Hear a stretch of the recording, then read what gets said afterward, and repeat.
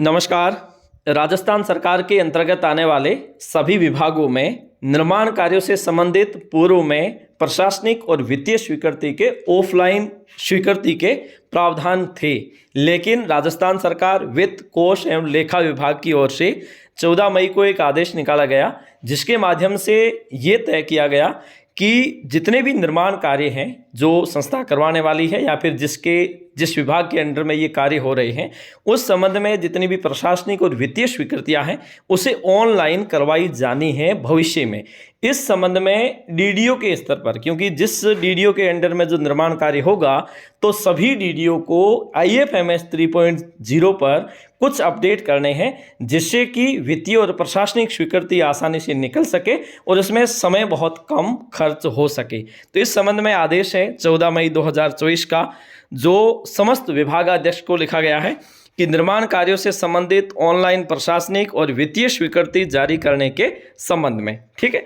उसके बाद में उपयुक्त विषयान्य अंतर्गत निर्माण कार्यों से संबंधित प्रशासनिक और वित्तीय स्वीकृति ऑनलाइन जारी करने का कार्य IFMS के अंतर्गत AFS मॉड्यूल पर वित्त विभाग का परिपत्र आया था 2019 में और 2021 में उसके अंतर्गत किया जा रहा है। निर्माण कार्य से संबंधित प्रशासनिक व वित्तीय स्वीकृति ऑनलाइन जारी करने की प्रक्रिया को और अधिक सुगम और प्रभावी किए जाने हेतु उक्त प्रक्रिया को नवीन तकनीकी वर्क फ्लो बेस्ड संरचना और SSO से संबंध करते हुए IFS 3.0 के अंतर्गत विकसित किया जा रहा है। हालांकि पूर्व में वित्तीय स्वीकृतियां ऑनलाइन निकल रही है, लेकिन उसे और ज़्यादा सशक्त करने के लिए कुछ और कार्य किए जाने हैं, जिसके अंतर्गत अब क्योंकि अब वर्तमान में IFMS 3.0 है वो अच्छे तरीके से काम कर रहा है, ऐसी स्थिति में विकसित कार्य निर्माण से संबंधित प्रशासनिक व वित्तीय स्वीकृति जारी करने की प्रक्रिया लागू करने से पूर्व सभी विभागों के स्तर पर उक्त प्रक्रिया के क्रम में वर्क फ्लो तैयार करने का कार्य और उत्तरदायित्व निर्धारित किए जाने का अपेक्षित है। इस हेतु सभी निर्माण विभागों और अन्य संबंध विभागों के स्तर पर प्रथमतया परिशिष्ट क के अनुसार कार्यवाही सुनिश्चित की जानी है। उक्त प्रक्रिया के से संबंधित यूजर मैनुअल और वीडियो भी आपको होम पेज पर मिल जाएंगे। इसके संबंध में आपको कुछ कार्य है वो यहाँ पे करने हैं। कौन कौन से कार्य करने हैं जिसकी आज हम इसमें चर्चा कर रहे हैं। परिशिष्ट का है ये। इसके अंतर्गत सबसे पहला काम है जो आपको करना है, IFMS 3.0 के अंतर्गत विकसित सभी प्रक्रियाएं राज SSO single sign on login आधारित है।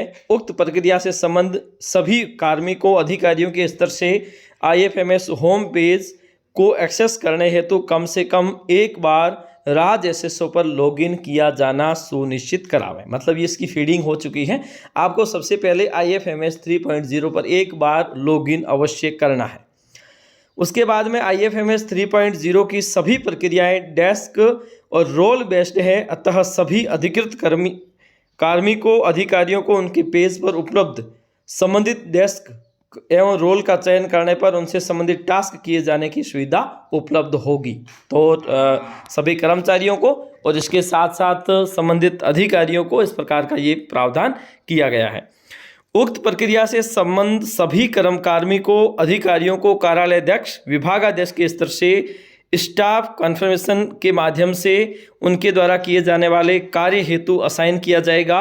उक्त प्रक्रिया हेतु स्टाफ की त्रिस्तरीय होगी, एक मेकर या रिसीवर, चेकर और अप्रूवर व्यवस्था होगी। और मैं कार्यालय अध्यक्ष विभागाध्यक्ष के स्तर पर अपडेशन की व्यवस्था भी उपलब्ध रहेगी। सभी विभागों के स्तर पर स्टाफ कॉन्फ़िगरेशन सुनिश्चित कराया। तो स्टाफ कॉन्फ़िगरेशन है वो आपको सुनिश्चित करवाना है, क्योंकि एक तो होता है रिसीवर या मेकर जहाँ पे निर्माण कार्य हो रहे हैं, दूसरा है उसको चेक करने वाला और तीसरा है उसे अप्रूव करने वाला। तो अलग अलग उसके रोल है वो निर्धारित किए जाने हैं। उक्त प्रक्रिया में ई-साइन व्यवस्था हेतु आधार नंबर मोबाइल से लिंक होना आवश्यक है। अब मान लीजिए आप